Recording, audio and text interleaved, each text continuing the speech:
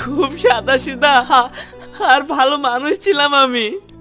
স্কুলে বন্ধু বান্ধবদের সঙ্গে এই শিখিলি খুব ভালোই যাচ্ছিল। তারপরে হঠাৎ আমার জীবনে তুমি এলে, আর আমি বোকার মতো তোমাকে নিজের চেয়েও ভালোবেসে ফেলেছিলাম। আর সেই তুমি আমার সঙ্গে এত বড় বেইমানি করতে পারলা। তুমি আমার চোখের সামনে থাকলে আমার নিঃশ্বাস বন্ধ হয়ে আসছে। আমি জোর হাত করে বলছি, সায়নী তুমি আমার চোখের সামনে থেকে সরে যাও, সরে যাও। আমি বেশ ভালোই আছি তোমাকে ছেড়ে না, আমি বেশ ভালোই আছি, তুমি চলে যাও। রশিদ, তোমার আমি হাত ধরছি, পা ধরছি, শেষবারের মতো তুমি আমাকে একটা সুযোগ দাও।